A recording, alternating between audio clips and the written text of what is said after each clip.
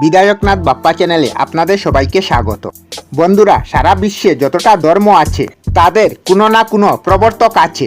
যেমন যীশুখ্রিস্ট খ্রিস্ট ধর্মের প্রবর্তক, ইসলাম ধর্মের প্রবর্তক হজরত মুহাম্মদ, মোজেস প্রবর্তন করেছিলেন ইহুদি ধর্ম, কনফুসিয়া হলেন কনফুসীয় ধর্মের প্রবর্তক, এবং বুদ্ধ ধর্মের প্রবর্তক গৌতম বুদ্ধ, এবং শিখ ধর্মের প্রবর্তক গুরু নানক।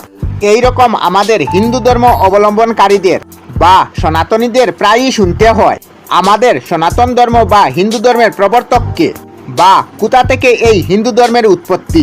তো চলুন জেনে নেওয়া যাক হিন্দু ধর্মের প্রবর্তক কে বা কারা।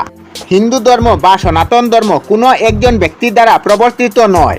মনে করা হয় এটা চিরন্তর সত্যর একটি বৈশিষ্ট্য। কোনো একজন নির্দিষ্ট ব্যক্তির জীবনে এই ধর্মের ভিত্তি নয়। হিন্দু ধর্মের মূল ভিত্তি হলো সেই পরম সত্য, যা এক এবং অদ্বিতীয় পরমেশ্বর, অর্থাৎ নানা নামে সকল ধর্মে তাকে উপাসনা করে। ব্রহ্মজ্ঞ ঋষিদের ঈশ্বর দর্শনের প্রত্যক্ষ অভিজ্ঞতাই সনাতন ধর্মের প্রমাণিকতা। প্রাচীন মহান ঋষিদের কাছে ঈশ্বরের মহান সত্যটি প্রকাশিত হয়েছিল, যা এক সত্য পবিত্র জ্ঞানময় গ্রন্থের মাধ্যমে প্রকাশিত করেছিল। আর সেই পবিত্র গ্রন্থ বেদই হিন্দু ধর্ম বা সনাতন ধর্মের ভিত্তি। এই ধর্ম সনাতনী বা চিরন্তর কর্তব্যের কথা, যেমন সততা, অহিংসা, ধৈর্যশীলতা, সমবেদনা ও আত্মনিয়ন্ত্রণের পাশাপাশি আরও অনেক কথা বলে।